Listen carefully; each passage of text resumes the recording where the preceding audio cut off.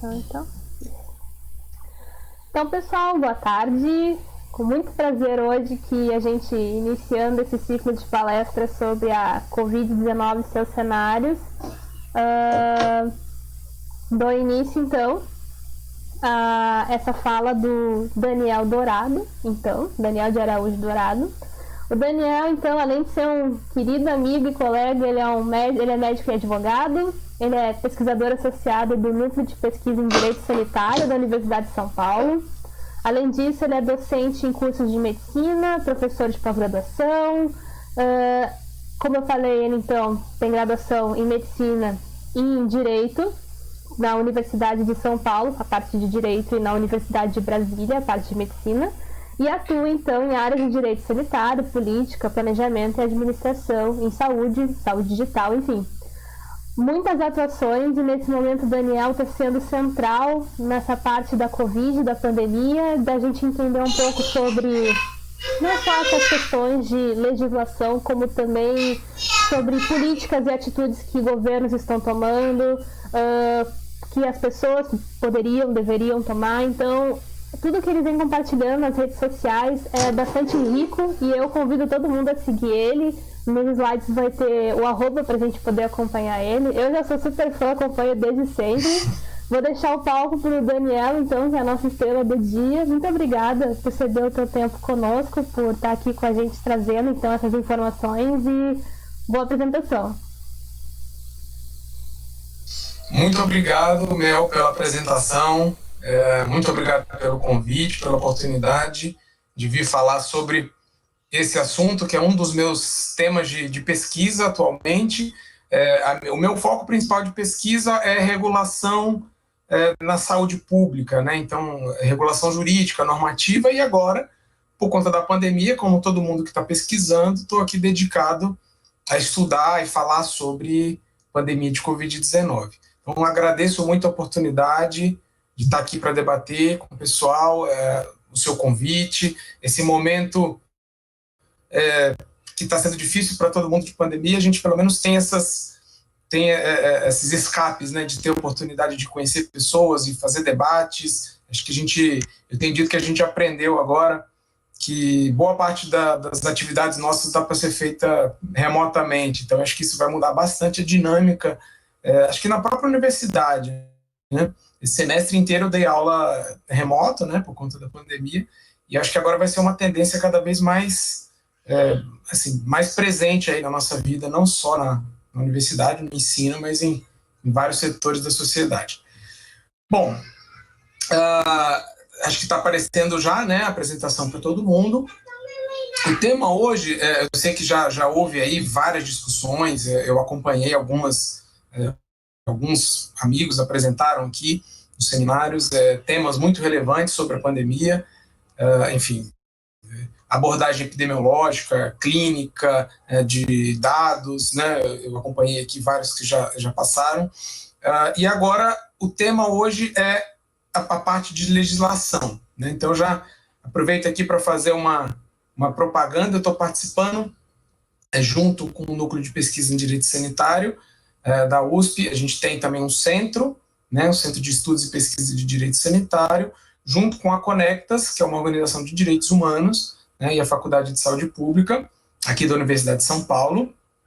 Nós estamos fazendo uma pesquisa sobre a legislação sobre os direitos na pandemia. Vai aparecer aqui uma citação, uma imagem daqui a pouco, que é do primeiro boletim que foi publicado há 2 semanas dessa pesquisa, e na semana que vem vai ser publicado outro. Já fica aqui a divulgação da pesquisa, né? Bom, então, eu separei aqui alguns, não são muitos slides, eu prefiro falar mais e depois a gente abrir um espaço para debate, mas vou apresentar aqui alguns conceitos que me parecem assim, centrais para a gente começar a entender qual a importância de se discutir, de se estudar, né, nova legislação, de estudar o direito num momento como esse de pandemia. Deixa eu só antes fazer um teste, todo mundo está vendo? Deixa eu ver aqui no chat se todo mundo está me vendo, me ouvindo bem, e o slide está aparecendo na tela, parece que sim, né? Então, vou passar.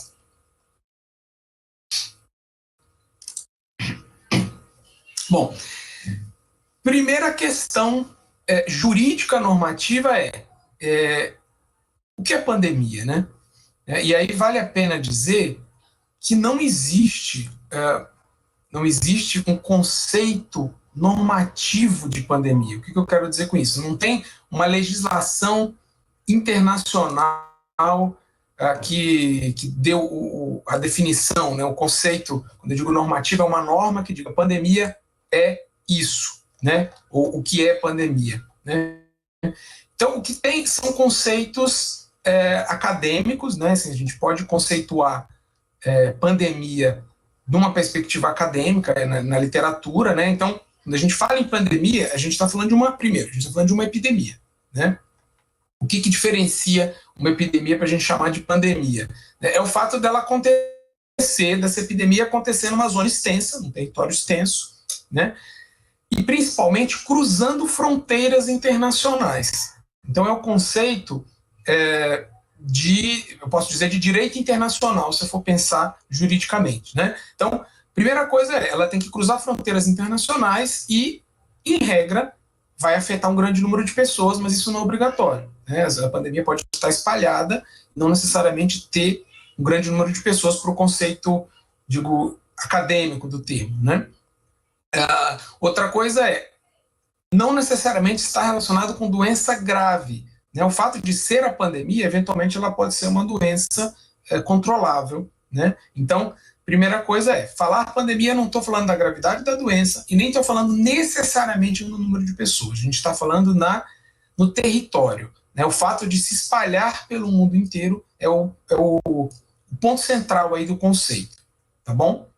E claro, a gente sempre está falando, né, para quem não é da área, eu estou falando de epidemia, então eu estou falando de um agente infeccioso que é capaz de infectar seres humanos, tá? É um conceito de saúde pública internacional. Então, é isso, eu estou falando de um agente infeccioso, que no nosso caso atual é um vírus, mas pode ser uma bactéria, né? Pode ser qualquer tipo de agente infeccioso, que seja capaz de infectar seres humanos, tá? E se propagar de pessoa a pessoa, né? Não necessariamente diretamente de pessoa a pessoa, mas que possa se propagar entre pessoas. Então, esse é o conceito de pandemia. O que temos agora nessa pandemia é o reconhecimento da Organização Mundial de Saúde. Então, é isso, a gente tem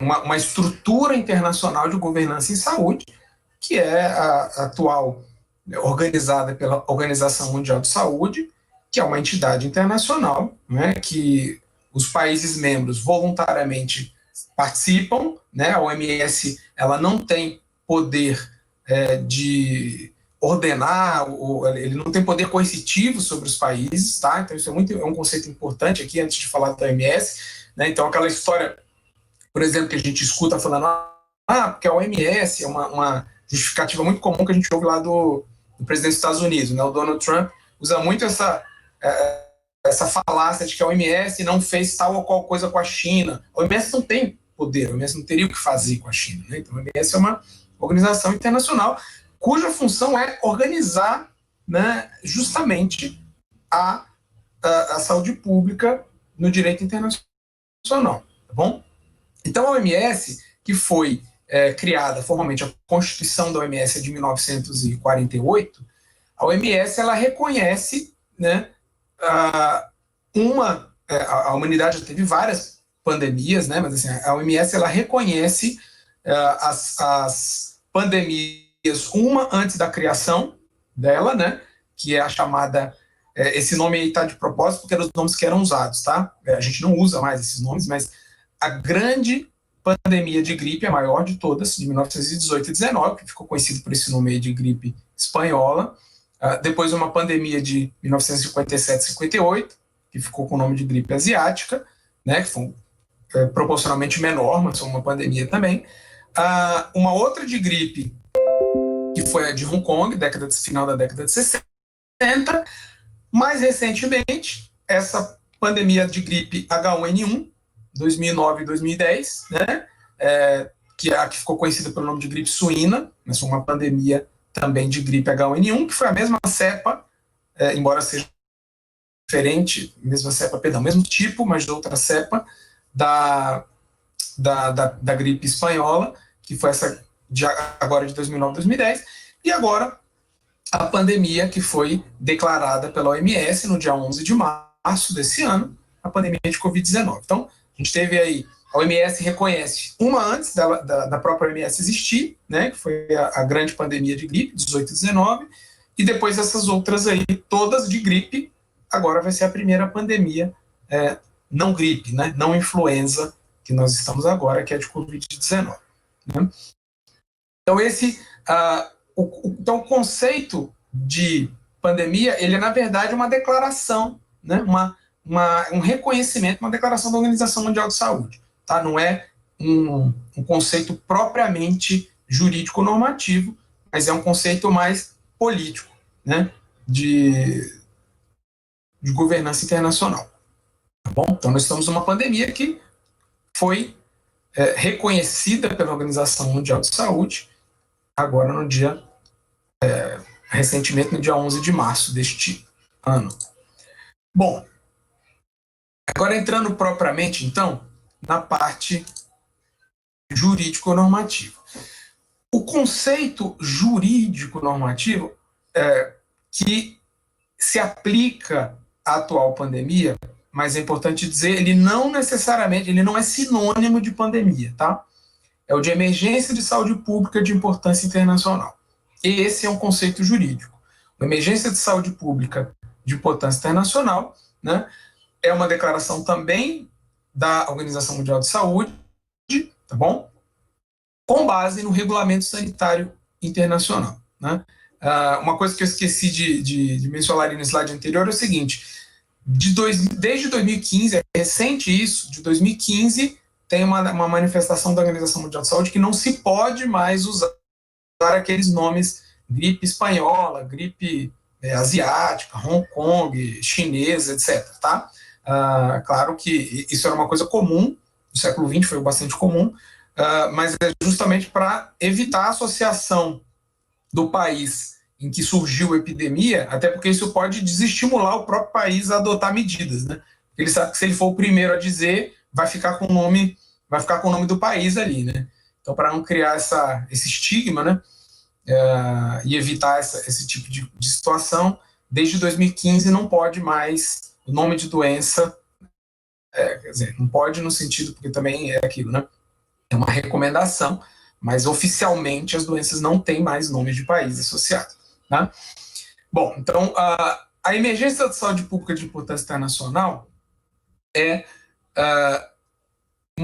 aí sim uma declaração da OMS, né?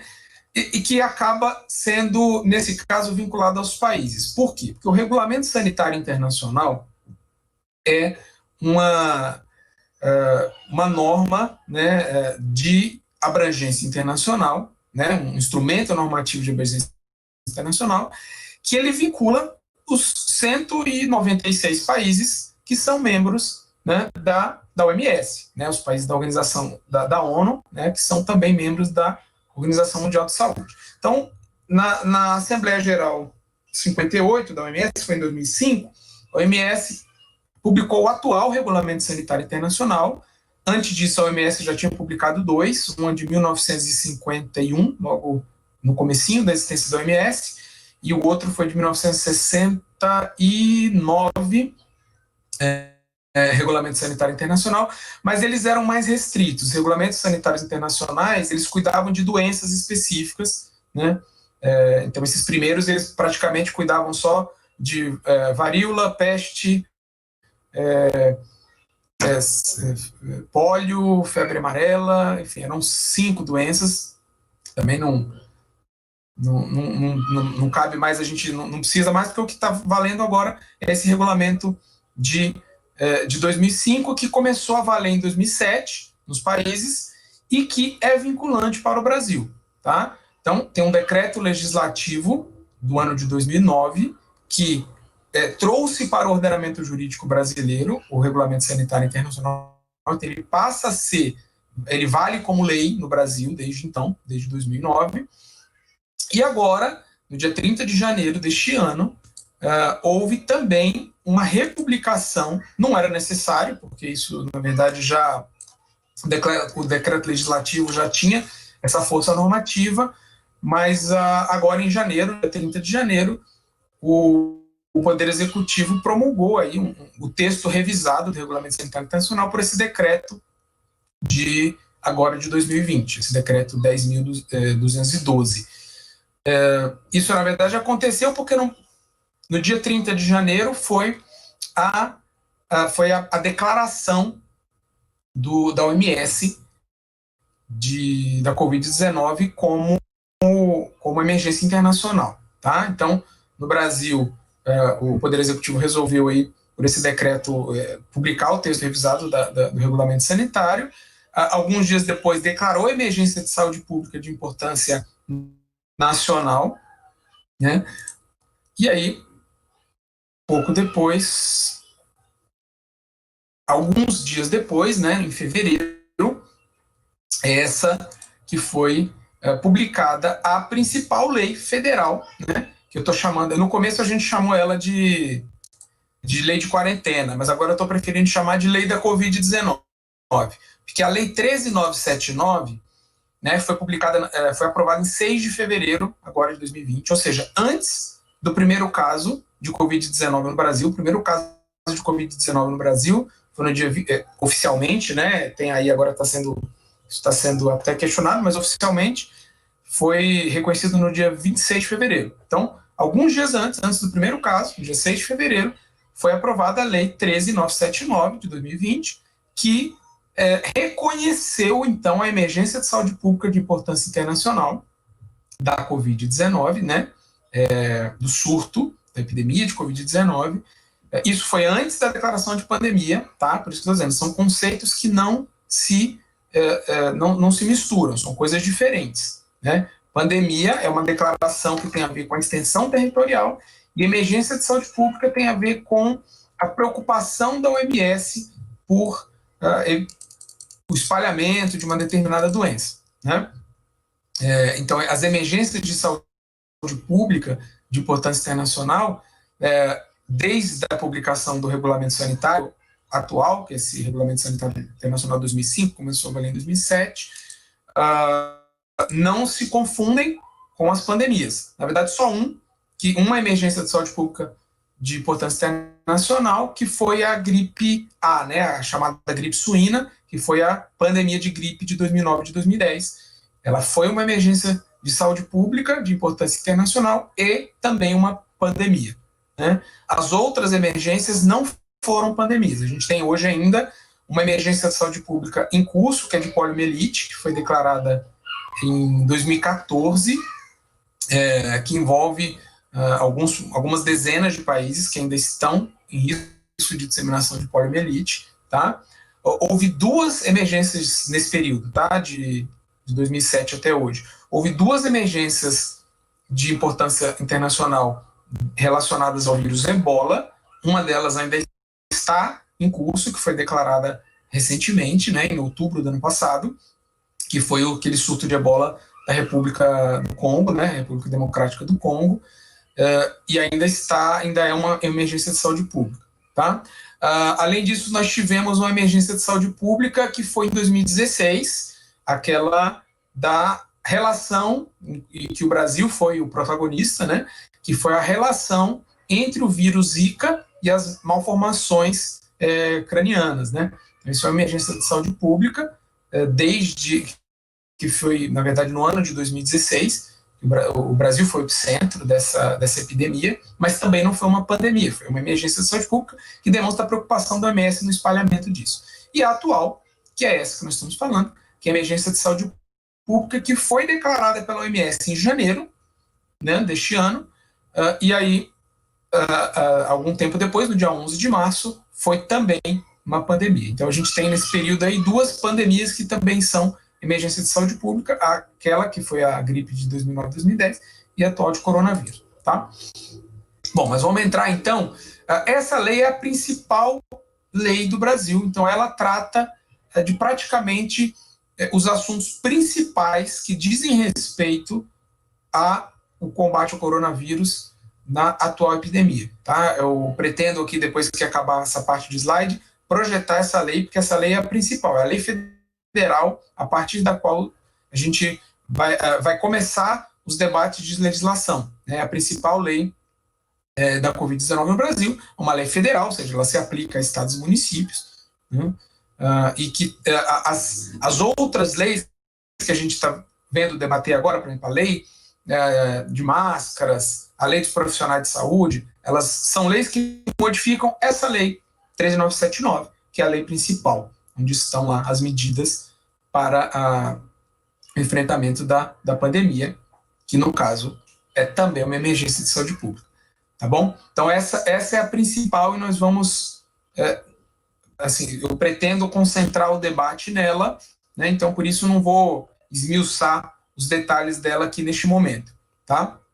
Até porque, embora ela seja a principal, aqui fazendo aqui a divulgação essa imagem é do relatório da pesquisa que eu falei, né? Mencionei aqui no começo da minha apresentação, que é do nosso centro de pesquisa, Estúdio de Pesquisa de Direito Sanitário, aqui da USP, a Organização Conecta Direitos Humanos e também a Faculdade de Saúde Pública, né? O CPDISA fica na saúde pública, mas é uma associação independente.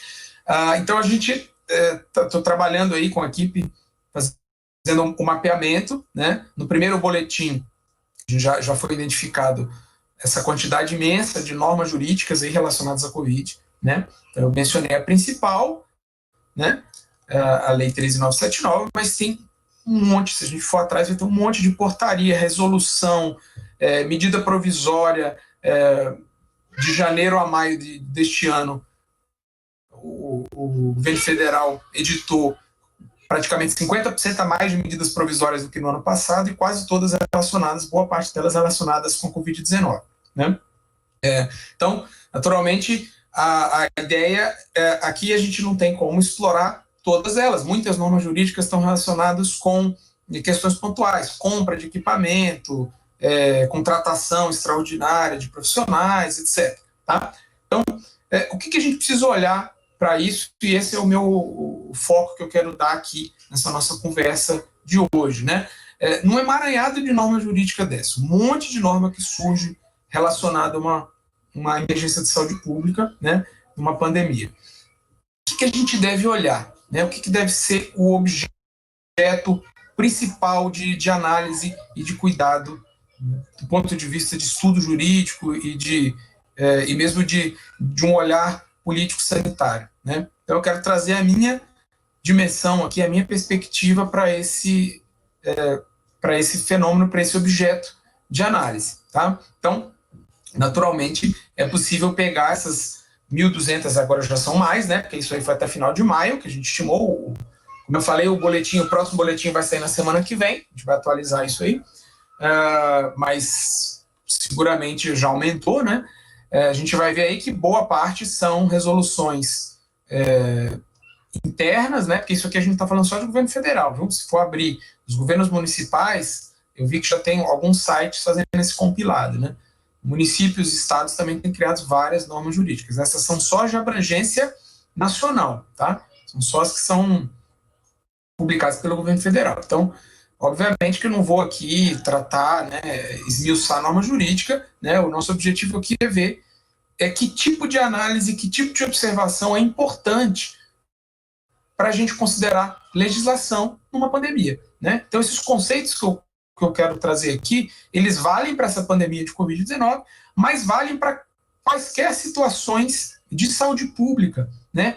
Futuras, que a gente espera que não aconteçam, mas, né, a gente sabe que estão sempre acontecendo, né? Então, emergências de saúde pública e, eventualmente, pandemias, que tipo de olhar é necessário ter numa situação dessa natureza, né?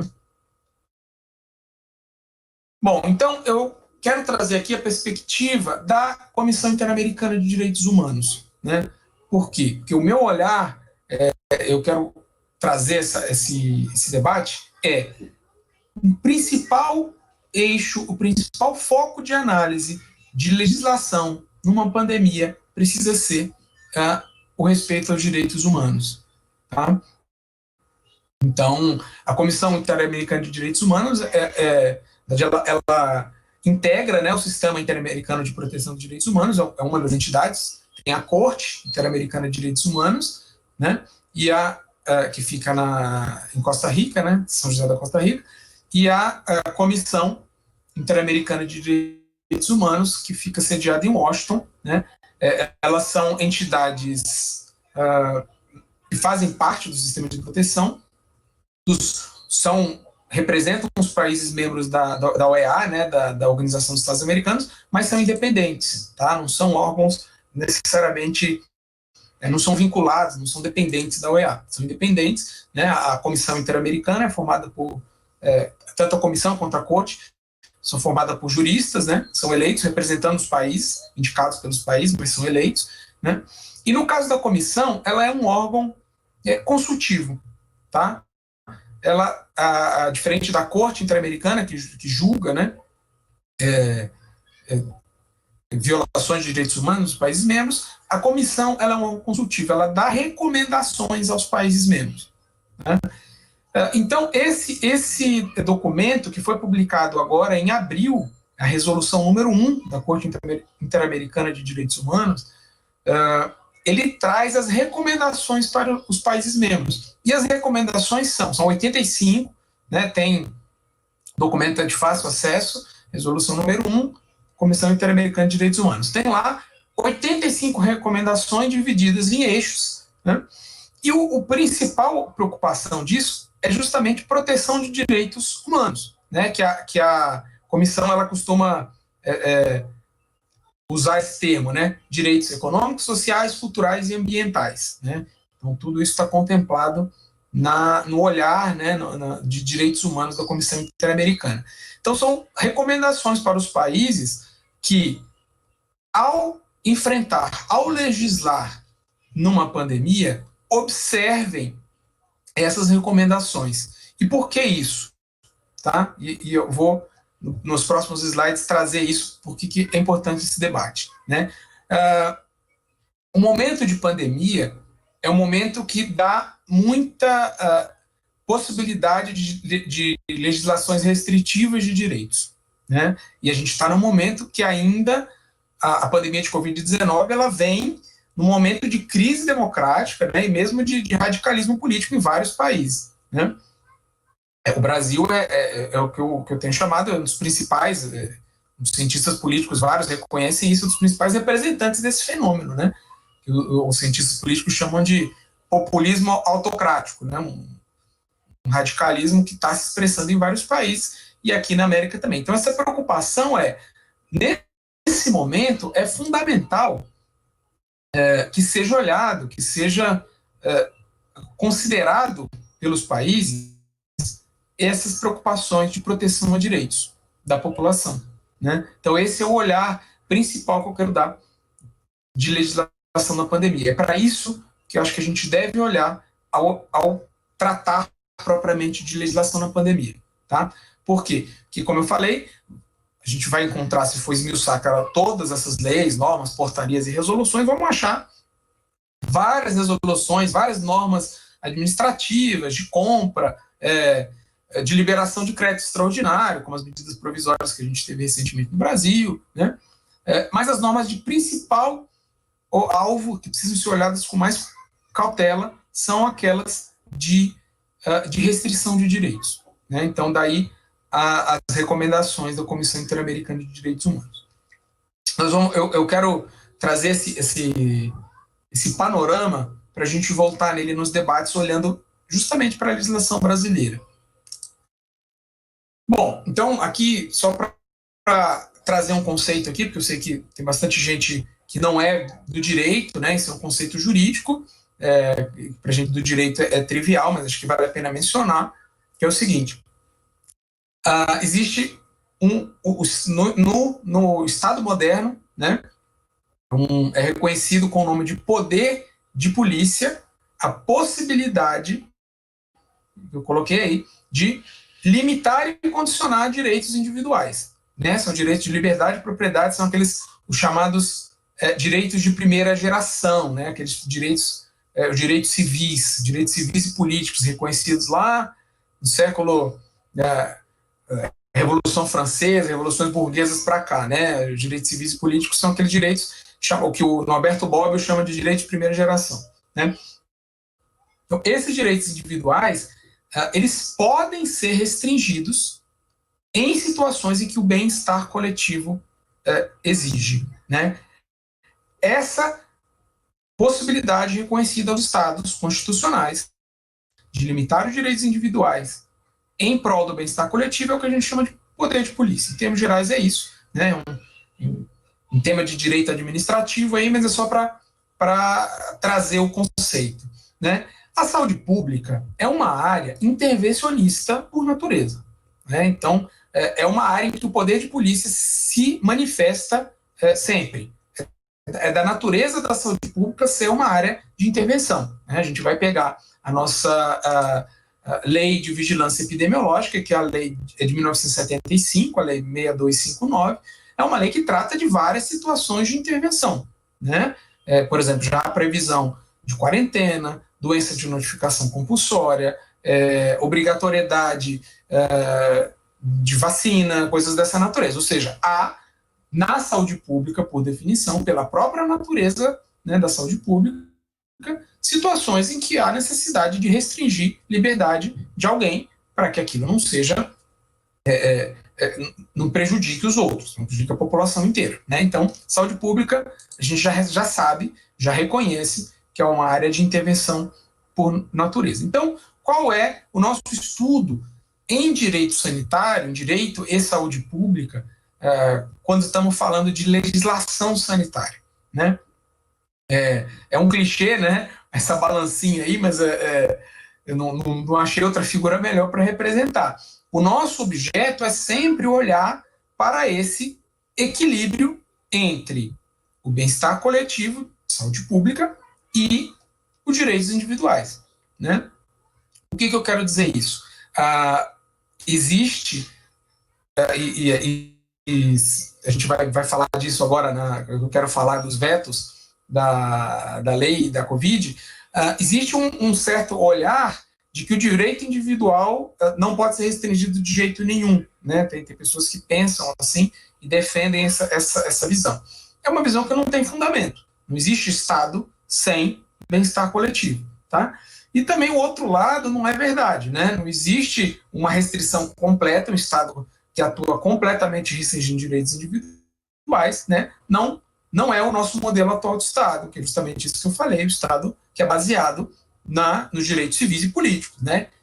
E depois nos direitos sociais. Então é um Estado que ele está baseado, né, nesse equilíbrio entre o direito individual e o bem-estar coletivo, que é justamente o exercício do chamado poder de polícia. Então, o que a gente vai olhar ao tratar de legislação de pandemia? É basicamente o que a gente olha para quando estamos tratando em quase todos os temas de direito da saúde, de direito sanitário, que é justamente esse equilíbrio, né?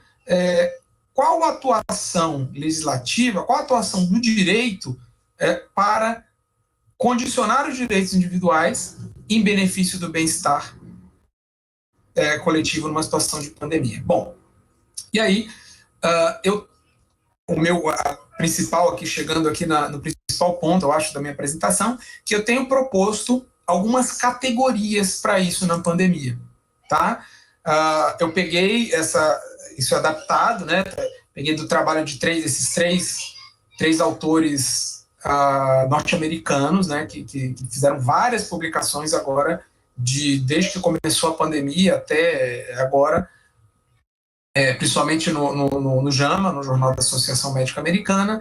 Eles têm trazido esse debate nos Estados Unidos, e eu, né, não só traduzi, como adaptei alguns conceitos e tenho trazido essas categorias que me parece que são as principais, né, para a gente olhar. São 6 categorias e que, do meu modo de ver, resumem, né, o olhar lá daquelas 85 recomendações que eu falei da resolução número 1 da Comissão Interamericana de Direitos Humanos, tá? Então, são essas categorias que eu quero trazer aqui para o nosso debate. Bom, então o objetivo repetindo, é atingir o equilíbrio entre saúde pública e direitos individuais, né? como fazer isso, né? Como fazer isso? A gente tem, como eu falei, tem as 85 recomendações da OMS que tratam né, desse equilíbrio de respeitar os direitos e, principalmente, uma preocupação especial para populações vulneráveis. Isso é uma tônica das publicações da Comissão Interamericana de Direitos Humanos, né? E eu trago aqui essas categorias de análise para o nosso debate de como a gente deve olhar para a legislação na pandemia. Então, isso vai valer para essa lei atual, vai valer para as modificações dessa lei, vai valer para outras leis que surjam agora ao longo da pandemia, não é? E é uma preocupação relevante, que a gente viu países que, meio que nesse momento de pandemia, né, de produção legislativa de restrição de direitos, restringiram direitos além da conta, né? A gente viu, por exemplo, a Hungria, né, que já tem um populismo autocrático de mais longa data e que agora restringiu direitos de outra ordem, direitos políticos, né, lá, enfim. E é uma preocupação que a gente precisa ter aqui, uma preocupação que a gente precisa ter no Brasil, sobretudo que é o nosso país, nosso objeto de análise. Então, a primeira categoria o que a gente precisa olhar, né? Qualquer que seja a intervenção estatal, né, numa emergência de saúde pública, claro que, né, durante a emergência de saúde pública há intervenções que vão além daquelas intervenções que acontecem naturalmente, né? Mas durante a emergência, elas devem ser baseadas em evidências científicas. Bom, isso é um debate político gigante, né?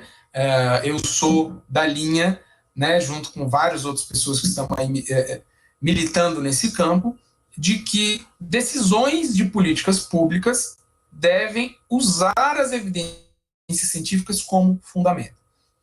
Não significa que a política não entra, né? Pelo contrário, toda decisão de política, né, toda decisão pública é, por sua própria natureza, uma decisão política. A questão a legitimidade dessa decisão, ela precisa se basear num referencial comum, né? E esse referencial comum, eu digo, o referencial comum intersubjetivo, né, que nos dá hoje o status de realidade, é a ciência, né? Alguns autores falam que a ciência substituiu a religião como a fonte da verdade na sociedade humana, né?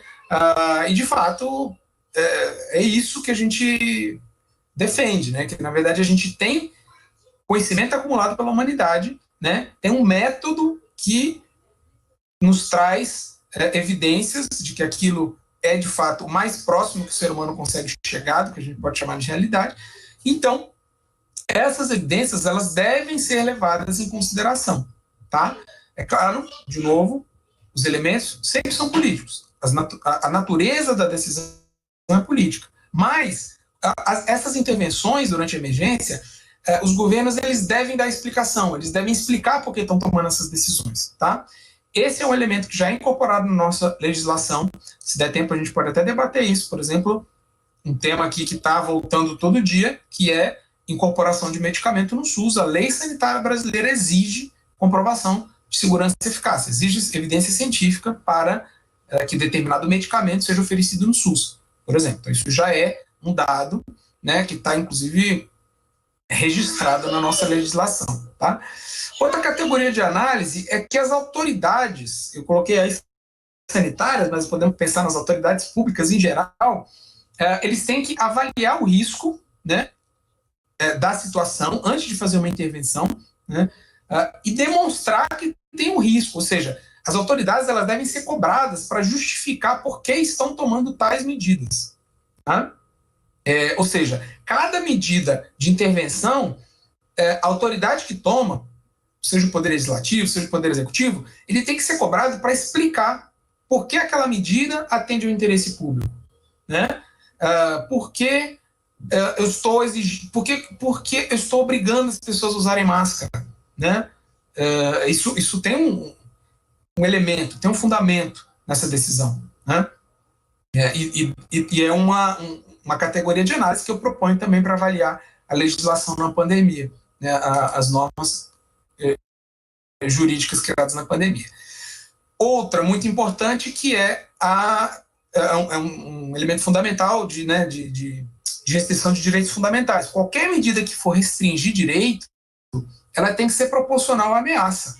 Né? Não pode. É claro que se eu tenho uma ameaça de um tamanho, eu posso restringir daquele tamanho a liberdade das pessoas. Né? Então, a gente está falando, né, como eu falei, de poder de polícia. Então, o Estado vai restringir a liberdade das pessoas. A gente está. Se um município admite ou faz um lockdown, ele está restringindo a liberdade de vida das pessoas. Né? Isso pode ser adotado, tem que ser proporcional à ameaça. Né? Então, um lockdown ele é uma medida legítima? Depende de que momento ele está sendo adotado. Né? Muitas vezes sim, em alguns momentos pode ser que não, em alguns momentos, como a gente está vendo no Brasil, a gente pode ter medidas coercitivas necessárias que não estão sendo tomadas.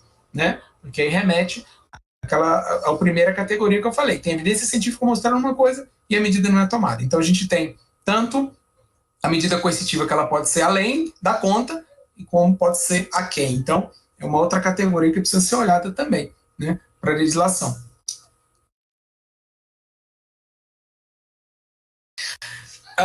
Isso também é uma outra categoria clássica de restrição a direitos fundamentais. Tá? Direitos fundamentais são aqueles que são reconhecidos na Constituição. Né? Então, eu estou falando de liberdade e propriedade, estou falando de direitos fundamentais, e direitos sociais também são direitos fundamentais. Né? Então, existe aí toda uma literatura sobre isso, colisão de direitos fundamentais, etc. Não vai dar tempo de entrar nisso, mas se além de ser proporcional, né, as medidas que são adotadas, elas têm que ser a que restringem menos os direitos fundamentais. Né? Então, ela tem que atender o bem-estar coletivo, né? Ela tem que ser proporcional à ameaça enfrentada, ou seja, as restrições ela tem que estar relacionadas com a emergência sanitária, não pode ser além disso. Né? Por exemplo, vou dar aqui um outro exemplo que me ocorreu agora. Não faria sentido uma legislação que proibisse as pessoas de votarem, né, simplesmente por conta de uma pandemia. Né? Agora, a gente está vendo que cabe, por exemplo, adiar as eleições. Né? Então, só para dar um exemplo aqui que me ocorreu agora falando sobre esse assunto. E, além disso, aquelas medidas que são adotadas, além de ser proporcionais, ela tem que ser a que restringir menos os direitos fundamentais. Né? Então a gente precisa olhar assim, o governo adotou tal medida, o poder legislativo adotou, o executivo adotou tal medida. Existe alguma medida que seria tão eficaz quanto aquela, mas que restringiria menos os direitos fundamentais, menos a liberdade? Né? Voltando aqui ao exemplo do isolamento. Né? Então, em determinado momento, pode ser necessário lockdown, mas em outro momento em que, usando aqui o conhecimento de epidemiologia que já foi debatido anterior, mas se em algum momento o R0 já tiver caído abaixo de 1, tiver lá em 0,7, né, que é o número de reprodução do vírus, o lockdown pode ser uma medida desnecessária, pode ser restritiva demais para aquele momento. Então, nesse momento, uma medida que impuser menos limitação ao direito de liberdade é mais justa, é mais legítima para aquela situação. Tá? Outro ponto importante é os indivíduos que vão ficar sujeitos à privação de liberdade, porque isso é possível. Em situações de emergência de saúde pública, é possível que haja privação de liberdade, tanto desse ponto de vista que eu falei, né, de lockdown, como também de pessoas que são encarceradas. Né? Esse é um ponto fundamental com a população vulnerável. Né? Se vai haver uma restrição individual de privação de liberdade de alguém, é essencial que seja observado o devido processo e audiência imparcial. Então, esse aqui é um princípio, uma garantia de direito processual penal, que eu estou trazendo aqui para a discussão de saúde pública, né? Ou seja, explicando aqui para quem não tem familiaridade com esses termos, eu quero dizer o seguinte: não pode ter espaço para prisão arbitrária justificada por emergência sanitária. O fato de haver uma pandemia não justifica que sejam relativizados as garantias fundamentais. Não se pode prender pessoas a esmo, né, com a justificativa de que estamos vivendo uma pandemia. Tá? Então, isso é uma outra categoria também para a gente ficar atento. E a última categoria, que eu coloquei 6, né, com base, como eu falei lá no trabalho daqueles 3 autores norte-americanos, os governos têm que garantir um tratamento justo, igualitário, evitar estigma e evitar discriminação de indivíduos e grupos. Então, as medidas, e essa é muito importante, as medidas elas têm que ser de forma que não estigmatize determinados grupos sociais, culturais, étnicos, religiosos. Tá? Um exemplo aqui que a gente citou no boletim que eu mencionei, aqui ao longo da pandemia teve algumas no Brasil, né? Acho que muitos vão se lembrar, teve uma medida provisória que foi a MP, deixa eu ver se eu acho o nome dela aqui. Bom, enfim, mas teve uma medida, uma portaria, né? Não foi uma medida provisória, perdão, foi uma portaria que consolidou regras de restrição na entrada de estrangeiros no Brasil. E vocês vão se lembrar que nessa portaria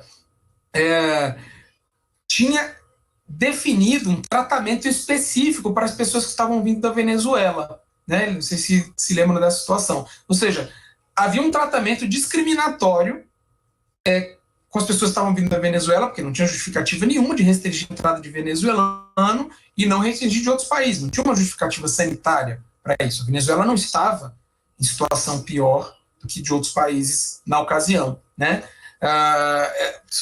Um exemplo que me ocorreu que a gente colocou no boletim, né? Mas toda medida ela precisa ser olhada desse ponto de vista também.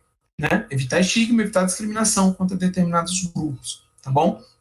E eu acrescentaria aí, que não é exatamente uma categoria de análise, mas aí já seria uma categoria política, que essas normas criadas na pandemia, elas têm que buscar garantir principalmente o direito de populações vulneráveis. Tá? Aí isso é um outro tema importantíssimo também, que é o objeto dos principais da resolução que eu mencionei da Comissão Interamericana de Direitos Humanos.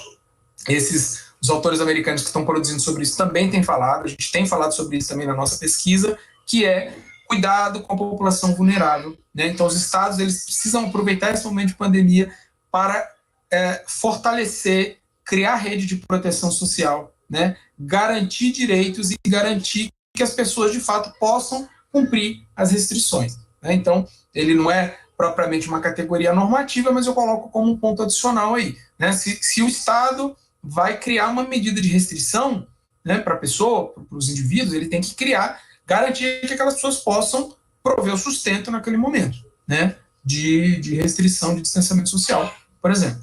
Tá bom? Então, esse é um outro ponto que eu acho que vale a pena mencionar também nesse debate de legislação em pandemia. Bom, gastei aqui 50 minutos para fazer essa exposição inicial, que foi mais ou menos o que eu combinei. E agora eu gostaria de abrir para a gente debater. Primeiro ver se já surgiram algumas questões, algumas dúvidas. Se não, eu já vou trazer aqui alguns temas que eu acho que são relevantes nesse sentido, pegando agora os exemplos práticos da legislação do Brasil. Tem algumas... Tem algumas perguntas aqui, mas eu não sei como é que funciona a dinâmica. A Mel podia me ajudar aqui. Vejo que tem o pessoal mandando no chat. Claro. Eu vou lendo para ti e a gente vai discutindo. O que tu acha? Bom, eu vou responder aqui. Daqui a pouco eu vou projetar a lei, porque eu quero discutir a lei também, tá bom? Mas vamos lá. Vamos nas perguntas primeiro. A Luciana Drummond, que é da Rede Análise Covid, comentou que concorda totalmente. Apesar de parecer redundante, é a ciência que tem que fornecer elementos para a formulação de políticas públicas. Isso vai muito ao encontro das políticas baseadas em evidência, né, Daniel? É muito relevante que, nem tu falou, né? Tem um método, segue todo um fluxo de comprovação, contestação, refutação também, né? É uma das poucas coisas... Foi o que o Thomas falou no seminário, né? No seminário do Thomas. O Thomas foi muito assertivo, verdade. Obrigado, Luciana. É isso mesmo. Obrigado. Não foi uma pergunta, né? Ela está concordando com a gente. Obrigado por estar aqui. Uma honra. Estou vendo que o pessoal está aqui. Legal demais. Tá bem legal. Com vocês. O Eduardo Teixeira comentou: boa tarde, tenho uma pergunta. Alguns municípios têm editado legislações em prol de realização de audiências públicas em ambiente virtual. Uma vez que a audiência pública é direito do cidadão na participação das políticas públicas, e considerando que o acesso à internet banda larga de qualidade ainda não é bem estabelecido, quais são os riscos jurídicos de tal medida, que no caso seria a virtualização de um evento tipicamente presencial, no ordenamento legal brasileiro? Boa pergunta. Muito boa, Eduardo. Obrigado pela pergunta. De fato, é um tema muito relevante que está sendo debatido não só do ponto de vista de audiência pública, mas como de acesso ao ensino também, né? A gente tem visto muitas universidades e escolas públicas que transferiram o ensino, né? Enfim, acho que vale mesmo a lógica da audiência, para o ambiente virtual, mas que não tinham garantido o acesso à população, né? Então, eu concordo muito com você, eu acho que existe um risco aí, sim, de restringir, de limitar a voz do cidadão, né, aquele que tem acesso a uma determinada ferramenta, aquele que tem acesso, né, a um determinado instrumento, né? E eu acredito que esse é um debate que precisa ser feito também, que colocação dessa natureza, de transferir espaços por natureza públicos para o ambiente virtual, ele tem que ser vinculado à garantia de acesso à população para isso. Então tem que criar, fazer aqui um paralelo com o que eu falei. Se o Estado cria uma obrigação da pessoa ficar em casa, ela tem que criar os meios para isso. Se o Estado cria um fórum que é por natureza pública no ambiente virtual, o Estado tem que garantir isso. Assim como eu tenho defendido que a obrigatoriedade de uso de máscara seja vinculada à distribuição gratuita, né? Enfim, é isso. Então a ideia é da gente pensar que o direito ele tem que acompanhar essa necessidade política. Perfeito. A Luciana Santana, que também é da Rede Análise Covid, comentou: como avalia as ações dos governadores e prefeitos em relação à pandemia, com a edição de medidas de enfrentamento da pandemia? Eu tenho um ponto para botar isso depois, mas eu vou deixar como uma próxima pergunta sobre isso. Mas essa é muito boa, tá, né? Olha, Luciana, essa é ótima, assim, dá pra gente fazer, acho que, vários seminários para ir pegando de cada estado, né? Assim, cada estado tem adotado, não tenho como te falar de todos, porque eu não consegui estudar detidamente todos os estados. Mas a gente vê que muitos municípios tiveram medidas que seguiram, né, essas categorias que eu falei aqui, né? Adotaram lockdown, adotaram medidas baseadas em ciência, e muitos municípios não. Então, assim, é difícil a gente falar em geral, assim, de municípios, né, de estados também. Mas eu acho que, assim, o grande ponto que a gente tem, o grande problema aí das medidas de governadores e prefeitos, me parece que tem sido uma falta de articulação, né? E aí o problema volta a ser de natureza política. Como a gente não tem uma articulação nacional, né, acaba que cada prefeito vai adotando as medidas, né? E isso é uma coisa até relevante mencionar também. Teve aquela ADPF, que é muito mencionada pelo governo federal, né, que foi uma ação da OAB, acho que circulou bastante, essa que foi julgada pelo ministro Alexandre de Moraes, na decisão liminar, uma DPF sobre a atuação de União, estados e municípios na Covid, propriamente da Covid, né? Isso foi julgado em março, se não me engano. Mas, assim, tem esse voto dele é muito claro, assim, não poderia ser diferente, né? No federalismo, que eu chamo de federalismo sanitário, que é o federalismo expresso no SUS, na saúde, primeiro que as competências já estão muito bem definidas, né? Então acho que vale a pena até eu fazer esse à parte aqui, porque acho que tem gente que não é do direito aqui. No federalismo tem a distribuição de que cada entidade faz, né? Pode fazer. Então a gente chama de competência comum, aquela competência que é material, né? Aquilo que tem que fazer, né? No caso da saúde, é competência comum de municípios, estados e do governo federal. Todos têm que proteger a saúde. Um não pode atrapalhar o outro, é o que a gente chama de federalismo cooperativo. E tem as competências normativas, as legislativas, de criar norma jurídica, que aí é outra lógica, que chama competência concorrente. Esse nome parece que um concorre briga com o outro, mas não é por isso. Competência concorrente é que cada um vai legislar de acordo com sua esfera de atuação, dentro do seu espaço de atuação. Então, um exemplo, fechamento de comércio, isso aqui já é definido, tem julgamento do Supremo em relação a isso, é competência de município. Quem define fechamento de comércio é o município. Se abre ou se fecha. O governador, então a gente vê, por exemplo, eu estou falando de São Paulo, aqui a gente tem um plano de reabertura, né? O governador ele lança o plano de reabertura, mas o governador ele não manda no prefeito. O prefeito faz isso, faz aquilo, né? A competência do governador é regional. O comércio, a abertura, fechamento de comércio é competência municipal, né? Então, assim, para a gente analisar as ações dos governadores, acho que a gente precisaria pegar caso a caso, olhar o que cada estado está fazendo para ver se eles estão cumprindo essa divisão, né? E o que é importante, por que eu falei nesse assunto dessa DPF? Existem competências que são de abrangência nacional.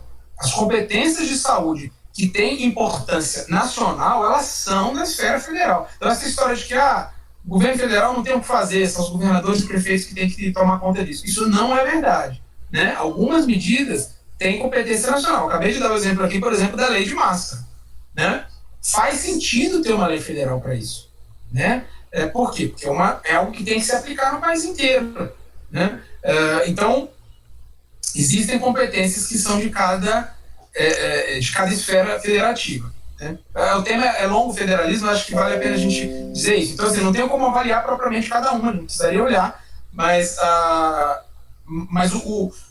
o piso, né, a gente tem que partir dessa lógica de que cada um tem sua função que tem que cumprir. E, principalmente, o governo federal não pode atrapalhar estados e municípios, isso é fundamental. Perfeito. A Luciana até complementa que falta coordenação do governo federal em relação às ações de enfrentamento, que é algo raro para a lógica das políticas públicas no país, né?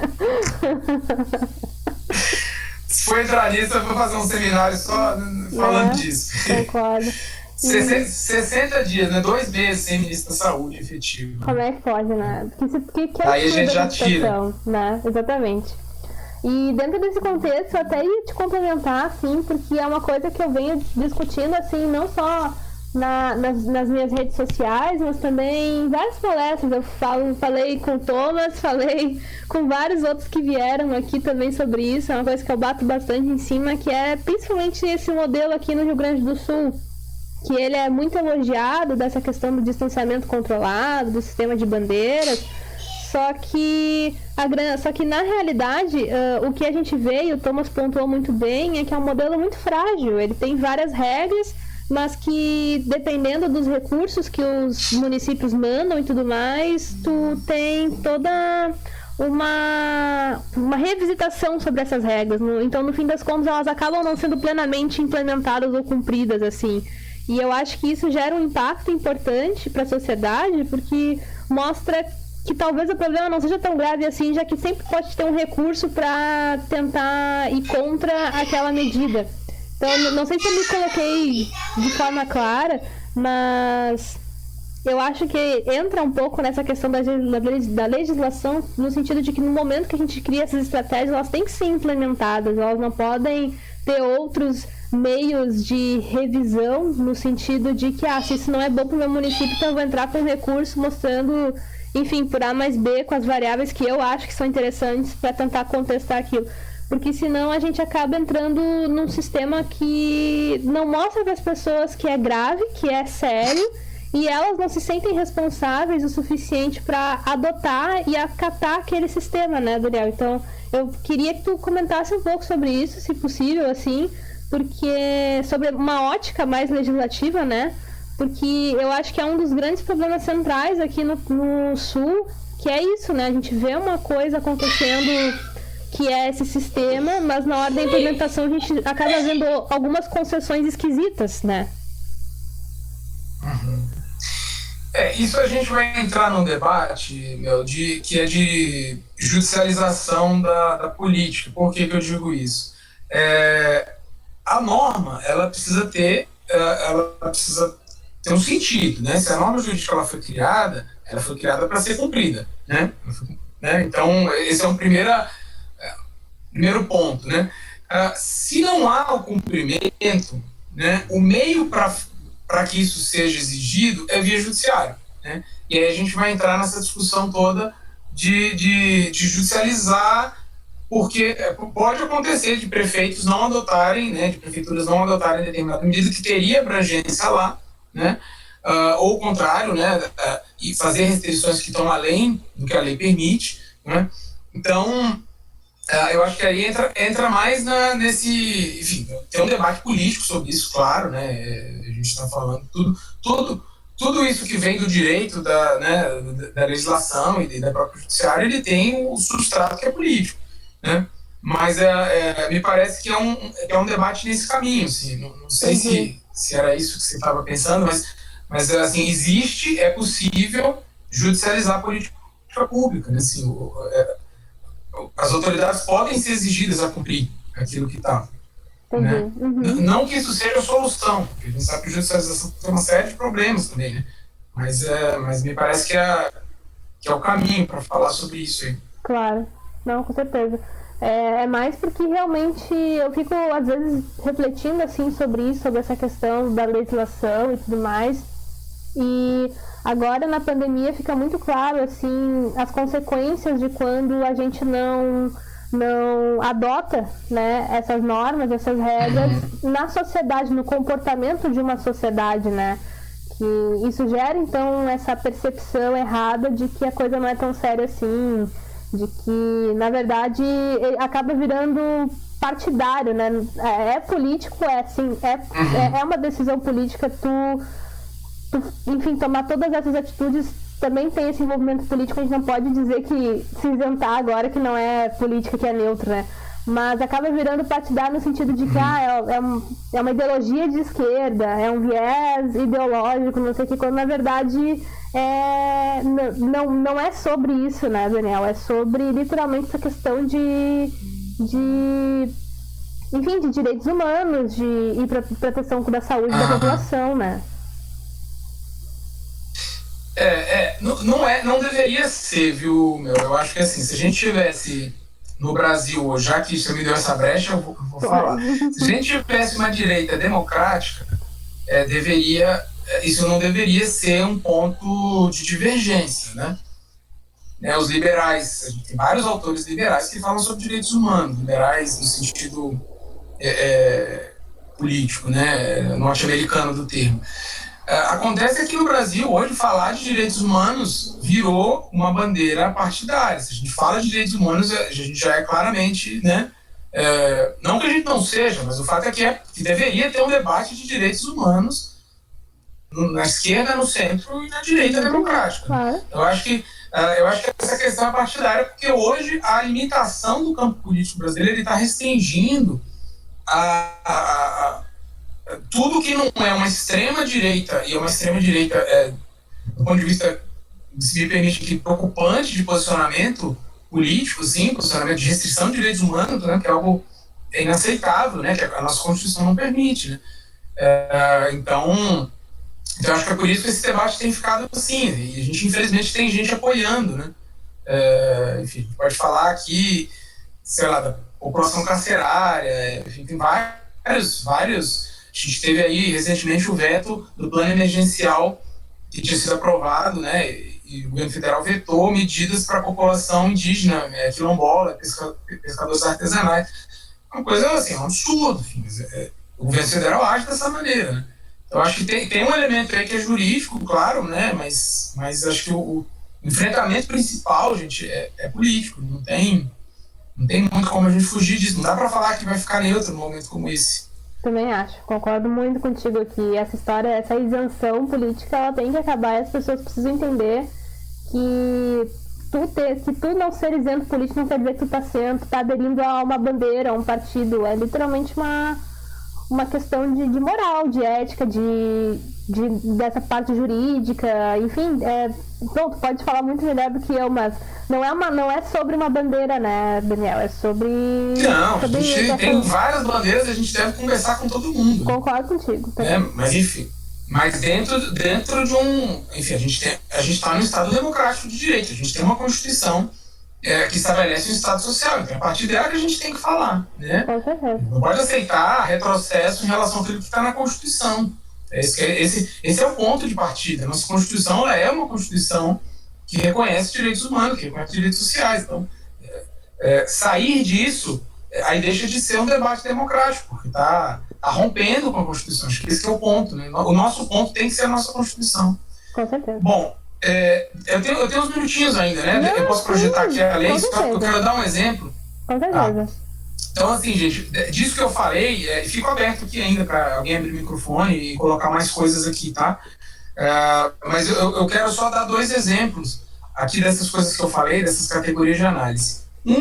Que talvez alguns vão se lembrar, ali em meados de março, final de março, o governo federal chegou a testar, né, eu digo testar porque o governo federal faz isso, um balão de ensaio, a decretar estado de sítio no Brasil. Não sei se vocês se lembram disso, eu escrevi um artigo sobre isso, saiu numa revista no portal jurídico, falando sobre o absurdo que é pensar em estado de sítio. Por quê? Porque esse seria um exemplo de uma restrição muito além, porque estado de sítio, né, para quem não está familiarizado com o termo, ele restringe muito mais direitos do que são necessários para o enfrentamento da pandemia, né?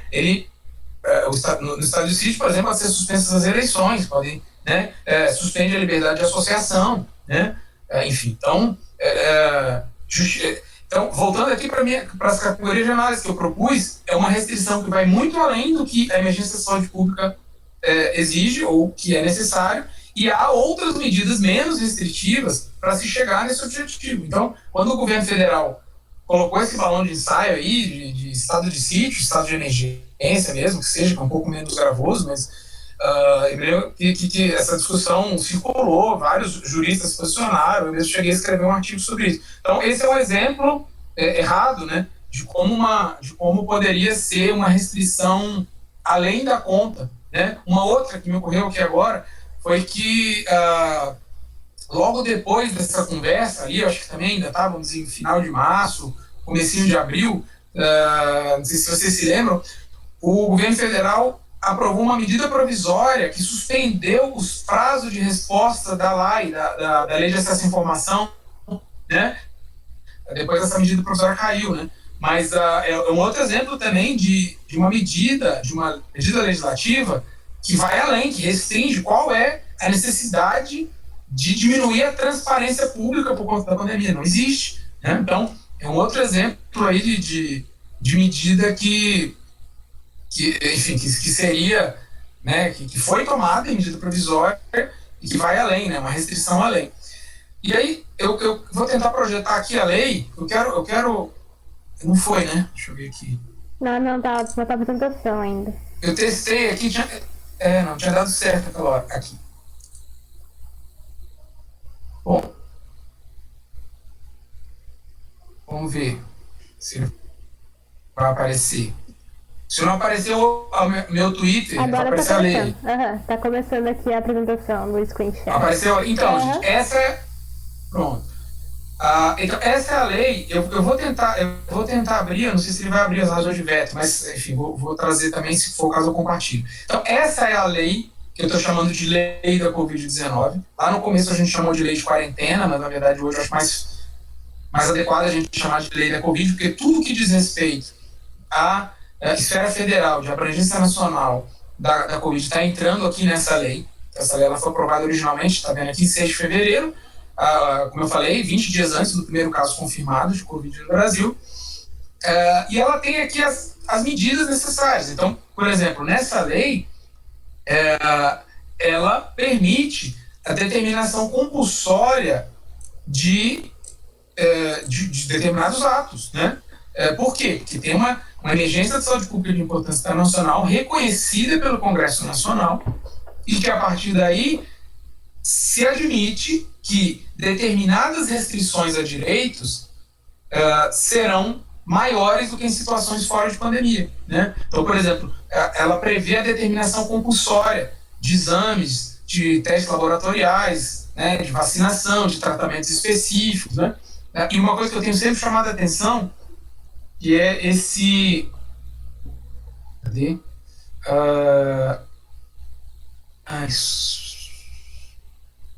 Aqui, é o parágrafo 1º. Quando eu sublinho, aparece aí também para vocês? Parece tudo. Olha lá. As medidas só podem ser determinadas com base em evidências científicas, tá vendo? Então isso está na lei. Então a ideia a justificativa que o Ministério da Saúde tem adotado, por exemplo, para orientar tratamento, uso de medicamentos que não tem evidência científica, ela não está excepcionada nessa lei, tá? Então, a Lei Orgânica da Saúde, ela não excepciona o uso de medicamentos sem evidência científica, e a lei da Covid também não. Eu tenho falado bastante sobre isso, porque vi, mexe, volta, debate aí da cloroquina, agora a ivermectina, etc. e tal.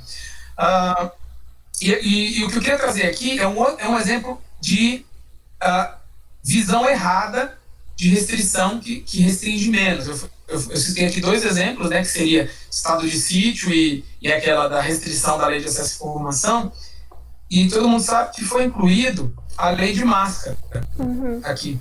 A lei, eu vou abrir ela aqui, ver se ele está compartilhando, não, né? Ele está indo naquela... eu acho que eu tenho que trocar o compartilhamento para abrir. Acho que sim. Ele não... Peraí, então, eu vou ter que... Certo. Aí saiu, agora eu vou compartilhar a lei de máscara, tá? Tá. E essa aqui. Olha lá, apareceu? Tá aparecendo, carregando. Então, o que a lei... Essa é a que a gente chama de lei de foi aprovada agora, no começo do mês, tá? A lei 4019, os vetos ainda estão para ser apreciados pelo Congresso, mas eu quero trazer um exemplo aqui claro de restrição, de visão errada também de restrição, que é o seguinte: essa lei, na verdade, ela é uma lei que ela altera a lei 13979, né, que eu estou chamando de a lei mãe ali, né, de Covid. Então, ela vai lá, ela inseriu esses dispositivos lá na lei 13979. E aí, o que é interessante? A gente vai ver aqui que tinha, né, todo mundo deve ter acompanhado esse debate, primeiro, ele cria obrigatoriedade de máscara. Uma lei dessa, ela é justificada? Bom, aí a gente tem que ir lá para as categorias de análise. Por isso que eu estou trazendo de exemplo, né? Se eu for olhar para aquelas categorias de análise que eu coloquei, né, ela é baseada em evidência científica? Sim, nós já temos muita evidência científica, né? No mês de junho, a OMS mudou a recomendação para uso comunitário de máscara, saiu uma revisão sistemática no Lancet com 170 e tantos estudos observacionais que evidenciam que o uso de máscara diminui a disseminação, né? Então a gente tem o que a gente chama de evidência científica para dar suporte a essa medida. Então a gente já tem um primeiro ponto, tem evidência científica, né? Existe alguma outra medida que restringiria menos a liberdade das pessoas do que usar máscara e que teria o mesmo efeito? Não tem, não foi inventado ainda, né? Só se inventasse alguma maneira de evitar que a pessoa assintomática ou pré-sintomática disseminasse o vírus no ambiente. Não existe. A maneira mais eficaz para isso é máscara. Então, justifica, tá?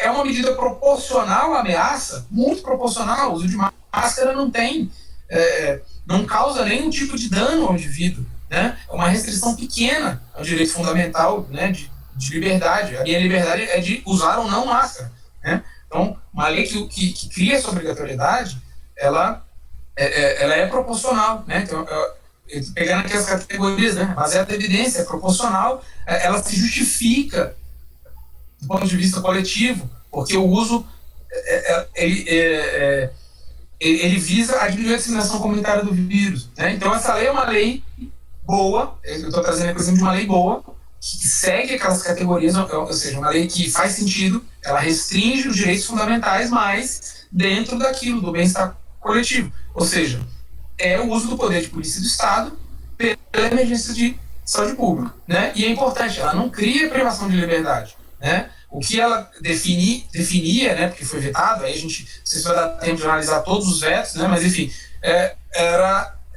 alguns municípios já fazem isso, né? Que é multa para o sujeito que não usar, né? Que é a mesma coisa que é feita nos países da Europa. Então, assim, não faria sentido uma lei dessa, por exemplo, vai prender quem está sem máscara, entende? Então, seria uma restrição além do necessário. Não faz sentido prender a pessoa. Agora, cobrar uma multa da pessoa é completamente razoável, né? É uma medida proporcional e adequada, tá bom? Claro. Então, é uma lei que, no geral, ela é boa, mas quando a gente vai olhar as razões de veto, se ele vai abrir a razão de veto. Ele abriu? Não, conta aí. Não, tá no último compartilhamento. Não sei se é outra janela. Ele não apareceu a mensagem de veto? Não? Ah, apareceu Pô, eu vou ali. tentar compartilhar de novo. Tá. Não, mas compartilha de novo, acho que daí vai. Acho que demorou um pouquinho, que daí apareceu ali 20 mil razões de veto. Tá.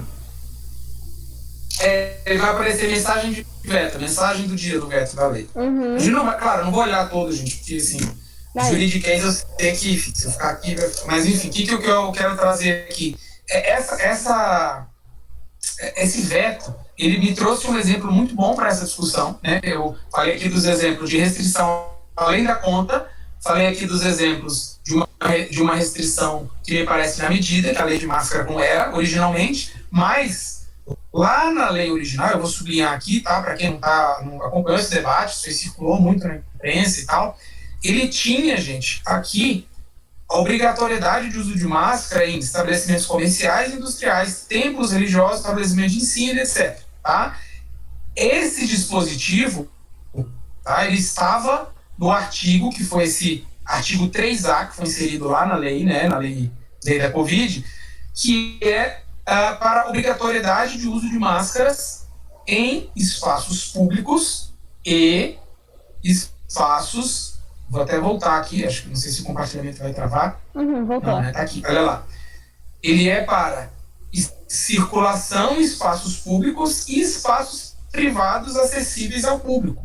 Então, esse é o dispositivo de lei. Uso de máscara, faz todo sentido. E qual foi o veto, gente, do presidente da República? É isso que eu quero trazer aqui, porque eu acho que é um exemplo muito bom.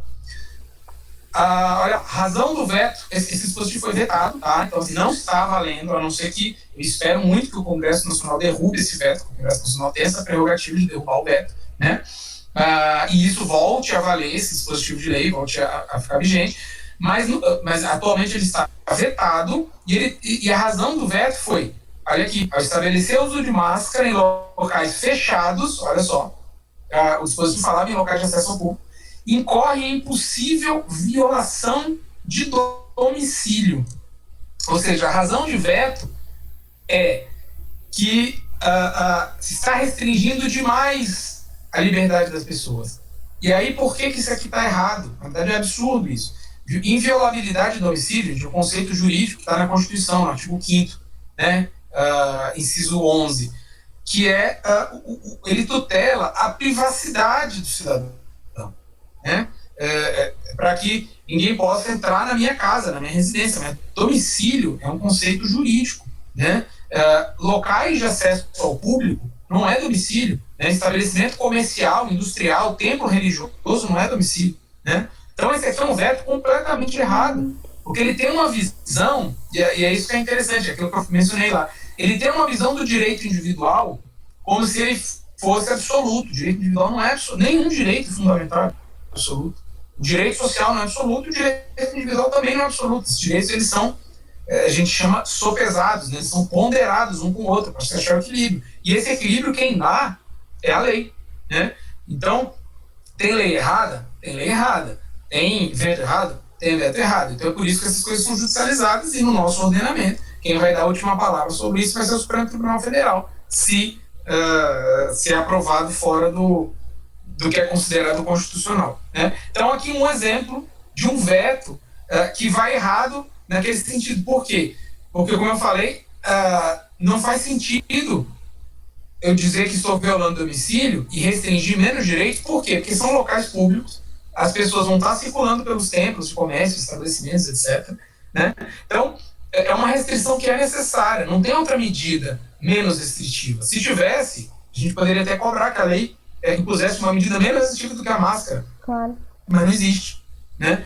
Então, esse exemplo é interessante por conta disso. Tem aqui alguns exemplos também, dá para pegar vários vetos, mas eu só quero mencionar aqui, porque eu sei que o tempo nosso já está meio... que é o seguinte, vários vetos aqui, e tem uns que falam de federalismo, mas eu já mencionei, falam que não seria competência do governo federal, mas isso está errado também. Mas tem muitos vetos, eu vou puxar esse aqui, ó. Olha aqui. Se a gente for pegar, o governo federal tem feito vários vetos nesse sentido, que é o seguinte: cria obrigação impondo-lhes caráter cogente em violação do princípio prático federativo, etc. e tal. Tá? Isso aqui é uma resposta padrão. Se vocês forem abrir os vetos do presidente da República para várias leis da pandemia, eles têm usado essa justificativa, e vocês vão ver que tem sempre aqui, ó, as regras do artigo 113 do ADCT, é o Ato das Disposições Constitucionais Transitórias. O artigo 113 do ADCT é o artigo que foi incluído pela emenda 95, a emenda fiscal do teto de gastos, que cria o novo regime fiscal. E ele fala que não pode criar obrigação se não tiver a receita. Bom, com base nisso, gente, o governo federal está vetando várias medidas, como eu mencionei aqui.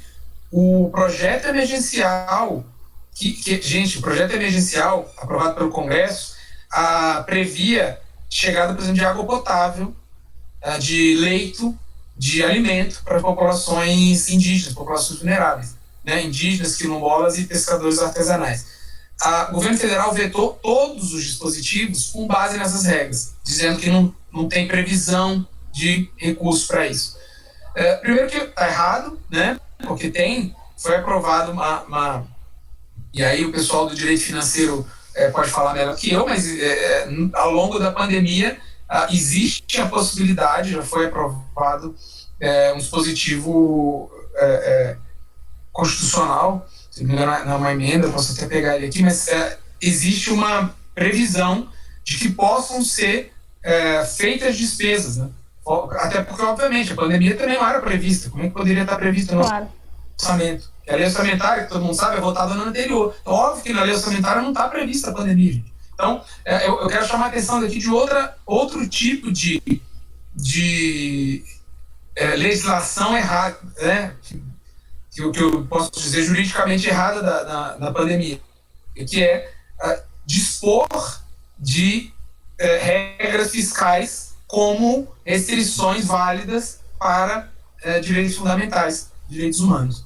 Então, outro exemplo aqui, se a gente for ver razão de veto de vários dispositivos, a gente vai ver isso. E aqui esse, por acaso, foi para o governo usar essa justificativa para não haver distribuição, incentivo de cooperativa para produzir máscara, distribuição de máscara. E ele está aqui também, não vou procurar aqui agora, mas enfim, ele está também na obrigatoriedade que essa lei previa, a obrigatoriedade do governo federal criar campanha publicitária, que é uma coisa essencial, que é comunicação que esse governo federal não faz, criar uma campanha publicitária para informar a população, explicar às pessoas por que usa máscara, porque muita gente não sabe por que tem que usar máscara. E isso foi vetado, esse dispositivo foi vetado também na lei. Então, eu espero que o Congresso derrube todos esses vetos, sinceramente, porque todos eles são descabidos. Né? A lei é uma lei boa, aprovada aí 2 semanas, não tem nem 2 semanas, né? Enfim, mas é um exemplo bom dessa discussão que a gente está fazendo aqui, claro. A gente pode pegar várias e analisar todas elas sobre essa ótica. Então, em vez de analisar as leis, eu preferi justamente hoje trazer essa base, essas categorias de análise aqui que eu estou propondo, e com elas dá para a gente pegar qualquer lei dessa, qualquer dispositivo, seja estadual, seja municipal, e analisar ele por essa perspectiva. Bom, é isso, espero que tenha conseguido ser claro aqui. Nossa, muito. Eu tinha muita coisa para perguntar sobre isso, mas como tem umas dúvidas surgindo no chat, qualquer coisa eu te pergunto depois. Vamos, a gente tem um tempinho. Então, eu tô encerrando aqui o que eu quero trazer, porque agora vai ficar só para o tempo que a gente tem para a gente responder, porque só perguntar. A Luciana Santana perguntou um negócio sobre até as eleições que tu mencionou ali, e aí pegou o gancho agora. Como você vê a posição do ministro Barroso em relação a suspender a biometria durante a eleição deste ano? É possível ser aprovado pelo plenário do TSE? Há muitas controvérsias quanto à justificativa, quanto a ser uma medida sanitária realmente e contribuir com a redução da aglomeração no dia das eleições. O que tu acha disso? Nossa, essa é difícil. Eu não sou. Eu tenho amigos especialistas em direito eleitoral, aí eu acho que precisaria conversar com o pessoal para entender a lógica. Porque, assim, vou dar aqui minha opinião, enfim, a gente não é um parecer jurídico, porque eu não sou eleitoralista, mas, assim, eu acho que é possível pensar numa medida dessa, né? Até porque a biometria é uma inovação, né? É uma inovação normativa, uma coisa que não existia até uns anos atrás, né? Claro que é difícil retroceder, né? Depois você tem um jeito de identificar o cidadão. Mas eu acho que é juridicamente defensável a posição eu discordo muito de votos do Barroso, mas nesse caso eu acho que juridicamente é cabível, assim, porque na verdade acho que a preocupação é justamente que a biometria, como estava prevista, ela ia ser feita, se for, ia ser feita só com o dedo, né? E isso aí pode ser um vetor assim, gigantesco, né? Então, eu acho que ponderando aí, né? De novo, ponderando a possibilidade de aumentar um pouco o risco de fraude, né? E, na verdade, eu acho que é mais que aumentar o risco de fraude, porque isso vai tentar ser minimizado o possível, vai exigir documento e tal. Eu acho que o risco de disseminação acho que justificaria, viu? Né, enfim, não é um parecer eleitoral, mas eu estou dando opinião aqui para não ficar sem resposta. Perfeito. Eu acho que é possível que seja. Viu, Luciana? Eu estou lendo aqui, acho que é possível que seja aprovado no plenário, viu? Acho que é possível. Sim, até como que está não vou dizer pensável, né? Não significa que é certo, viu? Isso é uma coisa também. O fato de algo ser aprovado por uma instância significa que aquilo é a resposta juridicamente mais adequada, viu? Claro. Assim, a gente pode continuar discordando, né? Aquela frase que o ministro Marco Aurélio adora, né? Nosso modelo democrático, ele dá ao Supremo Tribunal Federal a prerrogativa de errar por último. Então ele pode errar por último, mas ele vai continuar podendo errar, né? A gente pode discordar do Supremo, a gente pode discordar do TSE, enfim, mas eu acho que é possível sim que seja aprovado. Antes de ler a pergunta da Maria Leopoldina, a Luciana complementou só pra gente de repente pontuar esse assunto. Eu penso como você, mas me questionaram se apertar a urna também não seria uma forma de propagação. Acho que também vai daquela coisa da higienização também nesse momento, de como esse tipo de coisa vai se dar também, né? É isso. Vai ter que ver como é que vai ser. Primeiro que foi adiado, né? Eu acredito que vai ter que criar algum mecanismo lá de álcool, enfim. Que nem tá no supermercado agora, né? Que a gente vai digitar lá o cartão de crédito e tem né? Eu acho que deve ser alguma coisa. Vai ter que criar alguma obrigação, né? Também algo que tem que ser. Enfim, a eleição vai ser muito difícil. A gente está vendo os países. A eleição da França foi adiada por meses, né? Não é simples, assim, é uma coisa que está ainda. E não tem nada muito definido. Está para ser definido. Né? O ideal seria esperar a pandemia acalmar, né?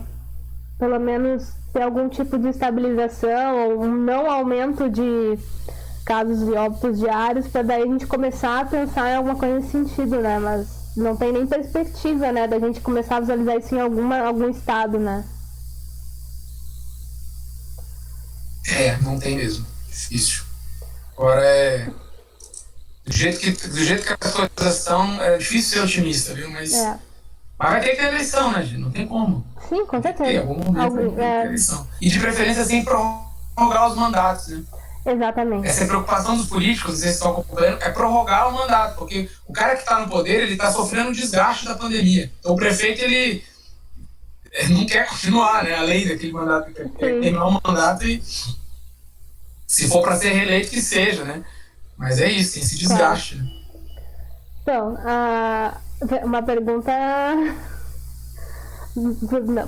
Enfim, a Maria Leopoldina perguntou: é possível enquadrar o Bolsonaro como genocida diante desses vetos e ausência de coordenação da pandemia?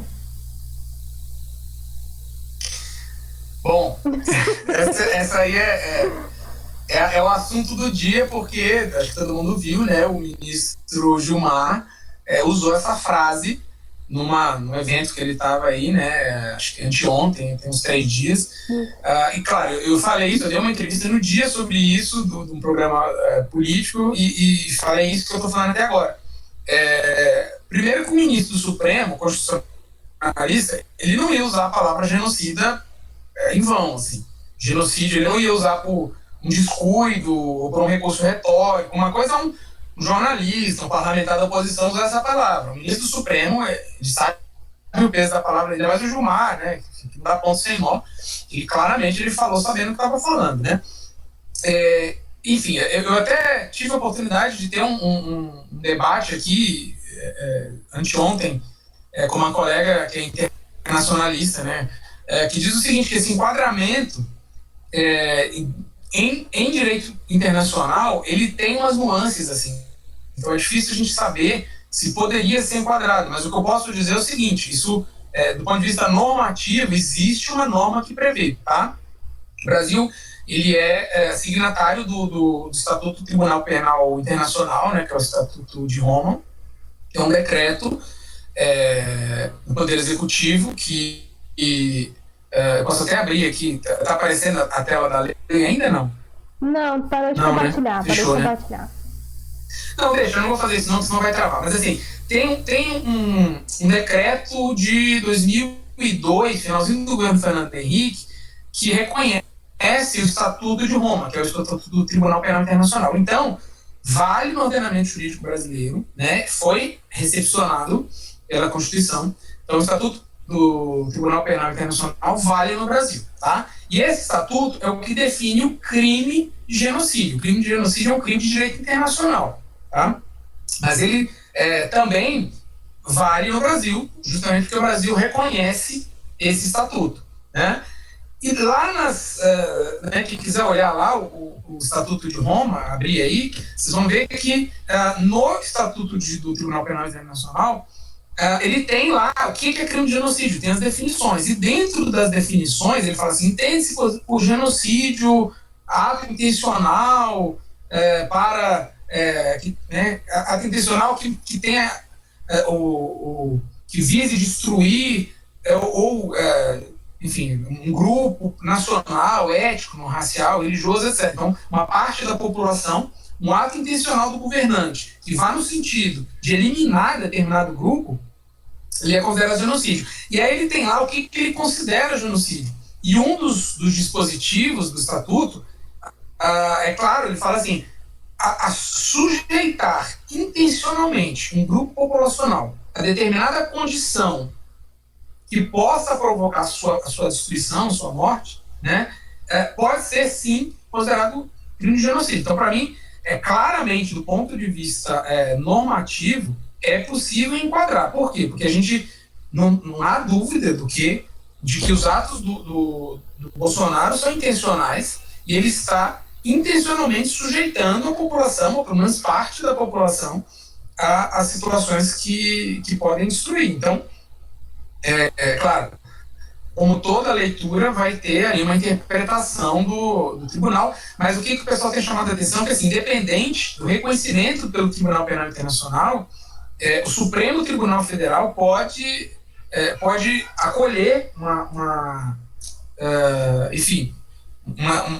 denúncia nesse sentido, né? Então eu acho assim, claro, é difícil a gente dar uma resposta categórica sobre isso, mas é possível que esses comportamentos dele, pela norma que vale do Estatuto Penal, é possível que ele seja, assim, enquadrado, mas daí até ser condenado, aí é uma outra história, né? Com certeza. Mas eu acho que aqui já fazendo a minha leitura, eu acho que a fala do ministro Gilmar teve a intenção de dar um aviso mesmo dos militares e pro próprio Bolsonaro de que, olha, isso que vocês estão fazendo, existe uma previsão jurídica para isso e não é boa. Uhum. E eu acho que talvez alguns militares tenham entendido o recado. Ontem mesmo o Bolsonaro, né, deu não, a cloroquina não recomendo, não é bem assim, né? Então, é possível. Atrás, né, Daniel? Mas o atrás dele geralmente dura 2 dias, 3 dias, daqui a pouco então, assim, não dá pra confiar, não. Ou às vezes é um pra trás e 3 pra frente também, né? Daqui a pouco troca só o nome, né? Ivermectina daqui a pouco, ou até a próxima da vez do governo, né? Então é difícil ser otimista com qualquer coisa desse governo. A gente olha essas coisas e fica pensando, tá, mas e aí, né? Até a próxima live, até a próxima fala, né? Então é muito complicado. É, Bom, eu acho que o pessoal não botou mais nenhuma dúvida aqui, não sei, dá uns minutinhos aqui pra ver. Mas enquanto o pessoal vai se manifestando, né? Já tem vários agradecimentos aqui no chat público pra ti. Todos eles são muito bem respaldados, porque foi uma aula de direito, especialmente aplicada na pandemia. Eu, particularmente, não tenho nenhum conhecimento sobre isso, só coisas que eu leio, muito tuas, inclusive, tu é minha referência nesse ponto. Então, sempre que eu tenho alguma dúvida assim, vou falar com alguma amiga, não, peraí, deixa eu ver, acho que o Daniel tweetou alguma coisa sobre isso, peraí. Porque, realmente, a gente precisa dessas pessoas, de pessoas como tu, que conseguem fazer esse intermédio super legal com a população, conseguem trazer isso numa linguagem que a gente entenda, porque existe muito, como a gente chama, jargão jurídico, né? Que é a linguagem técnica do direito, a ciência também tem sua linguagem técnica, eu acho muito legal quando a gente consegue criar pontes nisso, né? Tu, por exemplo, é formado em Direito e em Medicina, então tu já orbita entre dois universos que é muito interessante de ter alguém versado nessas duas linguagens, por assim dizer, para trazer e poder nortear informações em saúde pública e direito, por exemplo. Então, eu sou muito tua fã, não tenho nenhum problema em citar isso, porque é sensacional esse trabalho que tu está fazendo. Acho que tu é uma das pessoas muito centrais e chaves nessa questão do enfrentamento e compreensão da pandemia.